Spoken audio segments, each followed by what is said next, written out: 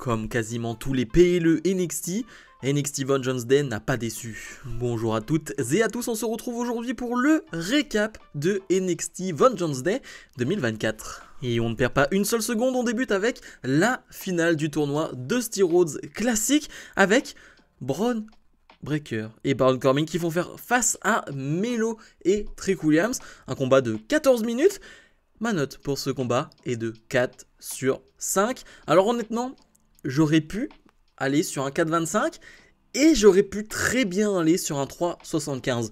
Sur le papier, c'est un match que j'attendais beaucoup. On a 4 super catcheurs, 4 catcheurs qui sont vraiment en grande forme. Breakker et Corbin, c'est une équipe qui fonctionne. Ils vont faire leur entrée à deux d'ailleurs en moto, c'était plutôt très stylé. Et de l'autre côté, on a l'entrée entre Melo et Williams avec la musique de Williams qui est coupée par celle de Melo. Ça fonctionne bien aussi pour bien faire rager le public. Mais c'est un match qui, je trouve, a été assez décevant dans plein de points. Il y a beaucoup trop d'approximations par rapport au talent, par rapport à l'expérience qu'il y a sur le ring. Il y a trop de problèmes. Et d'ailleurs, il y a une grosse approximation de la part de Bron Breakker qui va à 3000 à l'heure dans les cordes, ça on le sait, mais qui va se bloquer dans les cordes à un moment donné. C'est juste une mauvaise position du bras et ça arrive à cette vitesse-là. Je me rappelle, il y a quelques mois, c'était le cas pour Nathan Fraser du côté de NXT aussi. Et les deux ont les mêmes caractéristiques, ils vont hyper vite dans les cordes. Et ça a failli être très dangereux pour lui. Franchement, ça faisait peur, ça faisait vraiment très peur à voir. Mais à la limite, là... c'est une approximation, mais il s'en sort derrière. Mais je trouve qu'il y a plein de moments où c'est pas très clair. Bron Breakker qui va partir pour une back suplex. Melo le contre, mais on sait pas trop s'il le contre réellement. On comprend pas trop. D'ailleurs, Breakker va ressortir sa back suplex. Ensuite enchaîné avec un cutter qui est vraiment très très joli et c'est vraiment une superbe prise. On a un Corbin qui va même s'envoler du haut de la troisième corde alors que Breakker l'a balancé. Il y a quand même des belles choses dans ce match. Franchement, il y a vraiment de très très belles choses. Mais comme je l'ai dit, je trouve par rapport à l'expérience qu'il y a sur le ring, par rapport à ce que j'en attendais, ouais, il y a trop d'approximations, trop de problèmes par rapport au talent. Évidemment, comme je m'en doutais, Bron Breakker et Baron Corbin vont l'emporter et la fin de match est intéressante parce que Melo se sacrifie presque, c'est lui qui va prendre le spear de Breakker pour le tombé final. D'ailleurs en backstage, Melo va parler avec Trick et Trick va lui dire mais pourquoi t'as fait ça? Et Melo lui dit t'as un match plus tard dans la soirée, je voulais te protéger.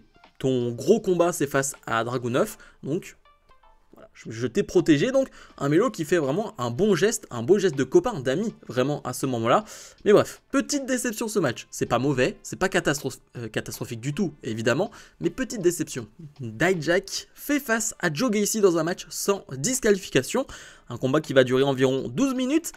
Ma note pour ce combat est de 4. Et ce qui est bizarre c'est que pour le premier combat j'ai mis 4 et j'ai dit beaucoup de choses négatives, alors que là je n'ai rien de négatif à dire sur ce combat. Parce que c'est exactement ce que j'attendais de ce match. Un match sans disqualification où les deux allaient s'en mettre plein la tête. Et dès le début, on s'attaque directement, on perd pas une seule seconde. Bref, on va sortir des objets, des matraques, des kendo sticks, des chaises évidemment. On va même sortir une table en posant des objets dessus, des petites voitures si je dis pas de bêtises, et même des petits soldats, histoire de bien faire mal au dos. Ouais. On était là pour ça, on le sait, cette guerre qui donc est en place depuis quelques semaines entre Gacy et Dijak, où concrètement Dijak veut mettre au sol Gacy, veut le mettre KO, mais Gacy se relève tout le temps, tel un psychopathe, tel quelqu'un qui ne souffre pas, qui ne ressent pas la douleur. C'est concrètement ça l'histoire. Et vraiment, il n'y a pas plus simple que ça, et ça fonctionne. Ça donne un vrai bon combat, je trouve, et il y a des spots hyper intéressants.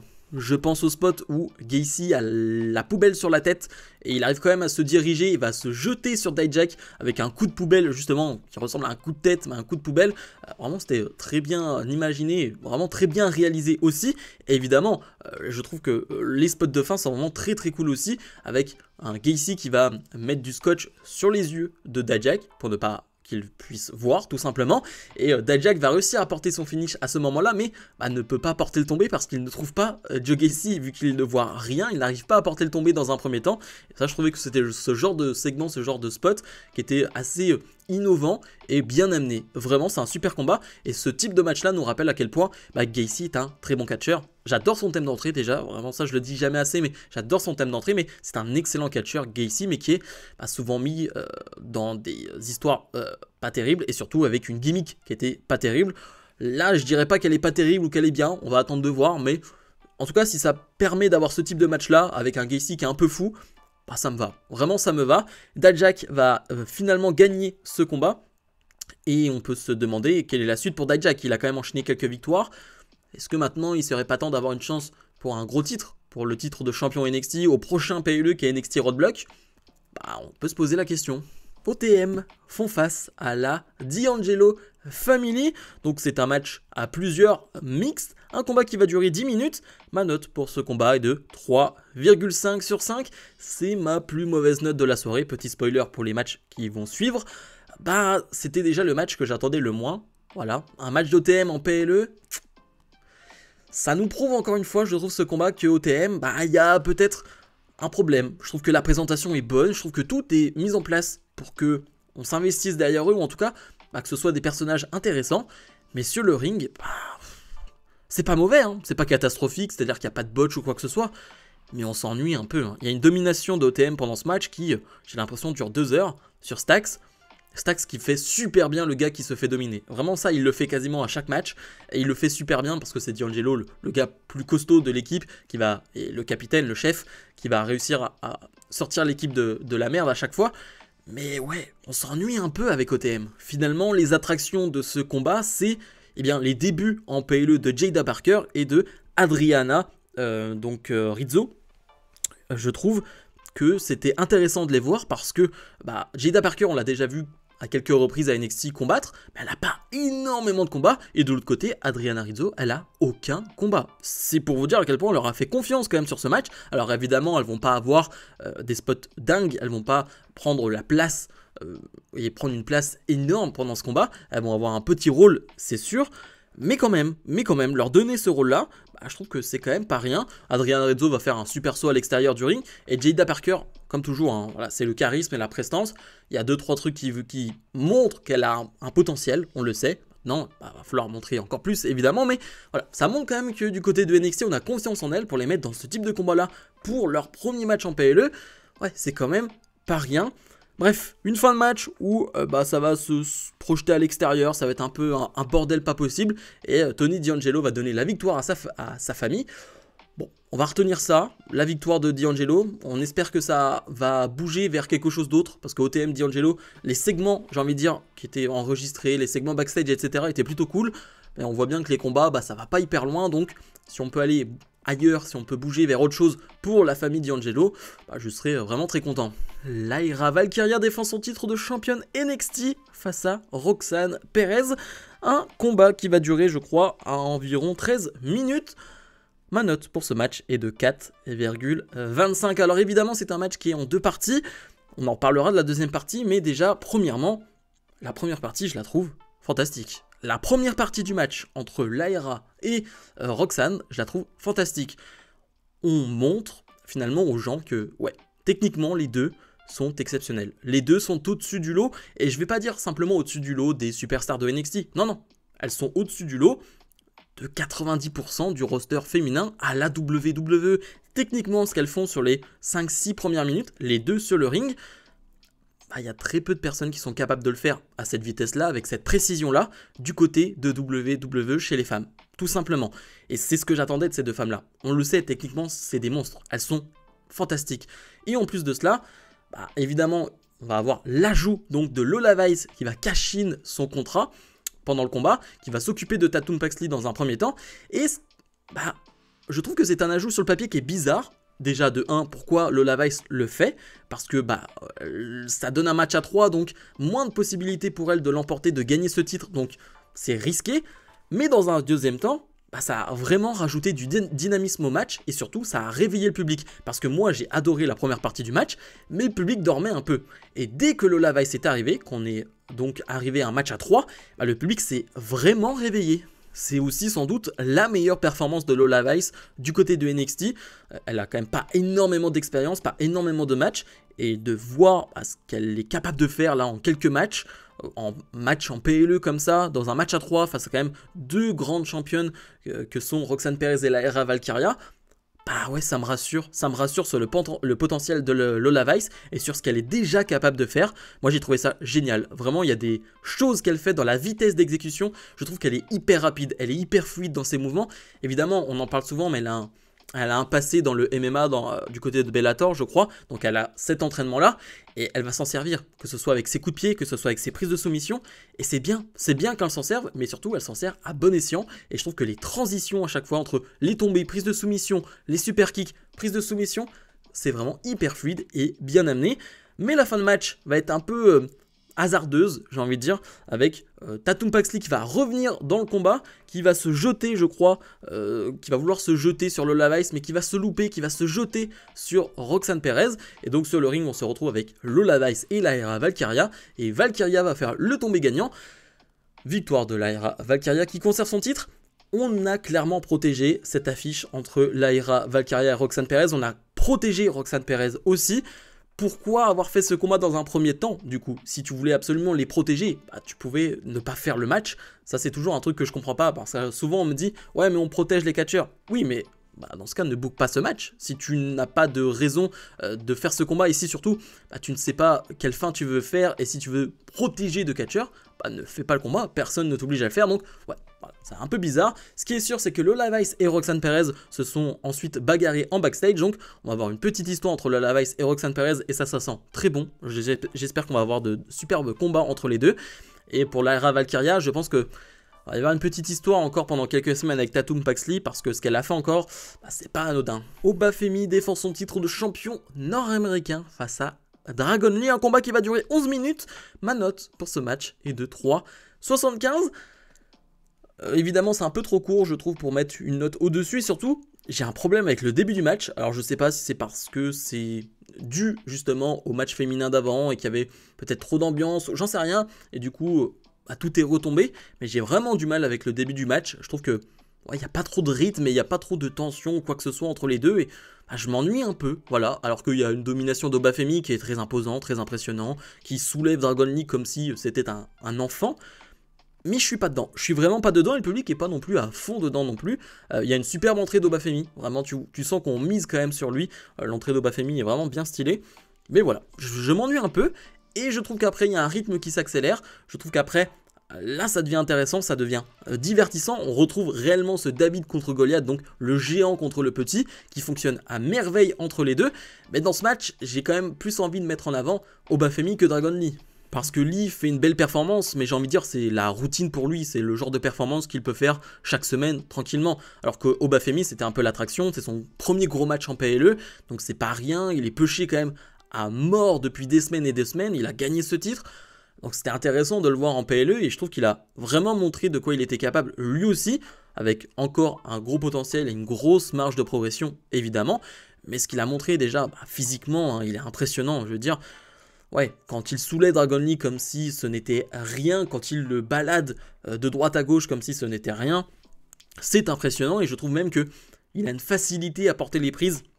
Parce qu'il certes il est puissant mais il est très à l'aise, il est très agile. Parce que la puissance ça ne fait pas tout évidemment dans le catch. Lui il est très agile, tu sens qu'il est à l'aise sur le ring, il n'est pas embarrassé ou quoi que ce soit. Il est très à l'aise, il est dans son élément et ça se ressent. Je trouve que ouais, il est vraiment excellent dans ce combat et bah, il va gagner ce match.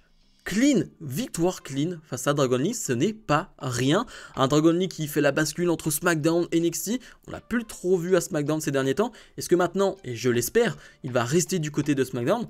Bah, c'est mon envie, vraiment. Il est temps de fermer la page NXT pour Dragon Lee et d'aller réellement du côté de SmackDown et d'écrire son histoire là-bas. Et puis pour Obafemi, honnêtement, je prends n'importe quel challenger, je suis hypé. Voilà, je suis hypé, je suis vraiment à fond derrière ce gars qui vraiment nous montre chaque semaine qu'il va être très intéressant à suivre au fur et à mesure. Et le main event, Ilya Dragunov défend son titre de champion NXT face à Trick Williams, un combat qui va durer 20 minutes. Ma note pour ce match est de 5 sur 5. C'est la perfection, c'est le meilleur match WWE de ce début d'année et ce sera sûrement l'un des meilleurs matchs WWE de l'année. En tout cas, il sera dans les tops en fin d'année, c'est sûr et certain. Je pense qu'on peut le dire directement. Quel combat! On va déjà, dès le début du match, il y a une ambiance de gros combat, il y a une superbe ambiance, parce que le public est à fond derrière Trick Williams, et Dragunov va être l'antagoniste dans ce match, va être clairement celui qui va être l'ennemi numéro 1 de la nation, j'ai envie de dire, et il va le jouer à merveille, il va énormément parler, Dragunov, je trouve qu'il va encore plus que d'habitude avoir du trash talk, dire à Trick Williams, parce qu'il va être en domination, C'est tout ce que tu as à m'apporter? C'est tout ce que tu me donnes? J'en attendais plus? Ah vas-y, vas-y, j'attends. Donc on a un Dragunov qui est excellent dans ce rôle-là, et un Trick Williams qui va jouer à merveille le babyface en difficulté, qui a déjà eu un match plus tôt dans la soirée, qui est fatigué, qui n'en peut plus, mais qui, grâce à l'appui du public, grâce à ce qu'il a en lui, à réussir à remonter la pente, à faire en sorte qu'on soit à fond derrière lui. D'ailleurs, il y a un peu de dramaturgie qui est rajoutée parce que dès le début, Williams va saigner au niveau de la lèvre, comme il l'a saigné lors du premier match. Et Dragunov, je ne sais pas comment il a fait ça, mais va saigner au niveau du nez. Dragunov, je pense que Dragunov, déjà, ne comprend pas que c'est faux le catch. Voilà, je pense qu'il ne comprend pas ça. Et que s'il peut saigner, s'il peut se faire mal, j'ai l'impression que ça lui fait plaisir, réellement. J'ai oublié de le préciser, mais Carmelo Hayes est présent aux côtés de Trick Williams, et c'est Williams qui lui a demandé d'être là pour son grand moment. Melo, lui, de base, voulait pas être là, mais c'est Williams qui lui a dit « Si, je te veux à mes côtés ». Et Melo va interagir à plusieurs moments, va essayer de faire des interventions, et ça va être rarement positif pour Trick Williams. On en a déjà une où Melo se met face à Dragunov, et finalement, il va être projeté sur Williams qui est de dos, et il va clairement lui porter un coup dans la jambe, et ça va jouer sur la fin de match parce que Williams va être blessé au niveau de la jambe, et Dragunov va prendre le dessus à ce moment-là, va réussir à porter son finish. Ça va faire 1, ça va faire 2, et ça va faire 2,99 parce que à ce moment-là, Williams arrive à se relever, et là on entre dans un autre combat, je trouve, sur les dernières minutes, où le public est debout, mais j'ai l'impression d'avoir un public qui s'est réveillé, mais bien plus que ça. J'ai l'impression d'avoir un public, mais presque de l'époque NXT Black and Gold, un public d'NXT qui vit le match à 3000%. Ça faisait très longtemps que j'avais pas vu ce public d'NXT, et même un public WWE en général, ressentir ça, se mettre debout, être à fond. Enfin, tu regardes les réactions du public, moi ça m'a foutu les frissons, et j'étais encore plus derrière Trick Williams, et encore plus avec ce qui va se passer évidemment, parce que Williams va réussir lui à porter son finish. Ça va faire 1, ça va faire 2, ça va faire 2,99, et en plus de cela on a tous les problèmes d'arbitre qui sont causés aussi par Carmelo, parce que Melo va intervenir, mais sauf que Melo va y avoir un problème avec l'arbitre va être au sol, donc du coup pas d'arbitre. Williams veut faire le tomber, ça fait 1, ça fait 2, ça fait 3, je sais plus, il compte jusque combien le public, mais on va arriver jusqu'à 6, 7, 8, mais il n'y a pas d'arbitre, sauf que le public revient, ça fait 2,99, bref, il y a de l'overbooking, ça part dans tous les sens, mais j'ai trouvé ça génial, pour qu'on arrive à ce finish où les deux sont dans chacun des coins du ring, et se regardent et se disent ok, on va lancer notre finish les deux. C'est comme si vous étiez dans le jeu WWE 2K et vous avez les deux votre finish chargés, et vas-y, on va se jeter, on va voir ce que ça va donner. Et c'est Dragunov qui va réussir à porter son finish, ce Torpedo Moscow, et qui va remporter ce match. 5 étoiles, la perfection. Williams, fantastique. J'ai vu quelque chose d'intéressant, c'est simplement le 44e match télévisé de Trick Williams. C'est vraiment très peu. Et il te sort un 5 étoiles. Évidemment, c'est porté par un Dragunov qui ne peut pas faire de mauvais matchs. Je n'ai pas vu un seul mauvais match de Dragunov. Alors peut-être qu'il y en a à NXT UK, je sais pas, mais depuis qu'il est à NXT, à chaque fois qu'il a combattu, c'était bon. C'était de bon à parfait. Il n'y a jamais eu moins bien que bon avec Dragunov. C'est là où tu vois son niveau. Le meilleur catcheur du monde. En tout cas, selon moi, c'est le meilleur catcheur WWE. J'avais des doutes, j'avais des têtes, j'étais indécis par rapport à Cody Rhodes, à Seth Rollins, à Roman Reigns, à Gunther. Je pense que Dragunov est le meilleur catcheur chez WWE, et il le prouve chaque semaine. Et ce qui devait arriver arriva. Après le combat, on a un Melo qui va prendre dans ses bras Trick Williams, et c'est presque émouvant à ce moment-là, parce que t'as un Williams qui est quasiment en larmes, et t'as un Melo qui lui dit « T'étais proche, vraiment t'étais proche, t'as tout donné, t'étais proche d'y arriver, mais ça n'a pas suffi ». Et le show va se terminer là-dessus, et non, parce que Melo va bien se retourner contre Trick Williams, un coup dans les jambes directement, et ensuite énormément de coups de chaise portés sur cette même jambe, justement, qui va peut-être éloigner pendant quelques temps Trick Williams. Je pense que c'est le but aussi d'éloigner peut-être quelques semaines Trick Williams, ou de faire en sorte qu'il est blessé et qu'on ne le voit pas pendant quelques temps du côté des écrans de NXT, donc ça peut être intéressant à suivre. Et on a un Melo qui joue parfaitement son rôle, je trouve qu'il est très bon là, en termes d'acting, et je trouve qu'il vit bien le moment, et c'est un gros moment là aussi, hein. C'est une grosse trahison du côté de NXT. On en a vécu des trahisons à NXT, mais celle-là fait partie des plus grosses aussi, donc je trouve qu'elle est vraiment très réussie. Un Melo qui va même porter enfin poser la chaise avec laquelle il a frappé Trick Williams et se mettre assis et il va poser devant Trick Williams. Je trouve que c'est une magnifique image celle-là. Il y a un Melo donc qui tourne heel et j'ai hâte de voir ça. J'ai hâte de voir ça parce que Melo babyface ou heel, il est bon, mais je pense qu'en heel, il est encore meilleur. Je trouve qu'il peut plus se lâcher.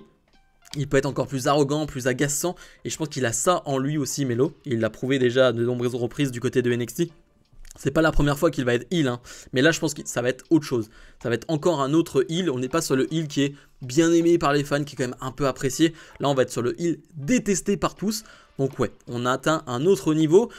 Bon, on n'y est pas encore, mais évidemment que Melo contre Williams, bah, ça va possiblement être le main event de NXT Stand and Deliver lors du week-end de WrestleMania.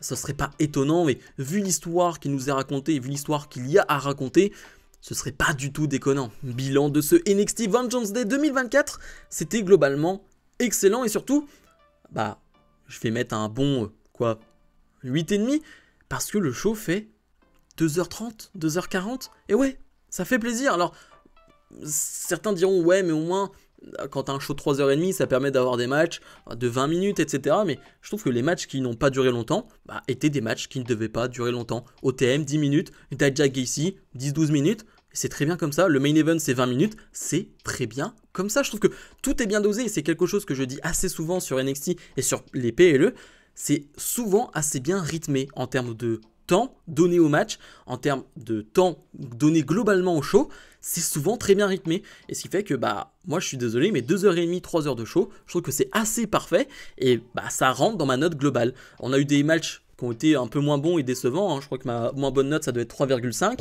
Mais on a eu un 5, et c'est pas quand même à tous les shows qu'on a des 5, même si du côté de NXT, bon, c'est quand même assez souvent.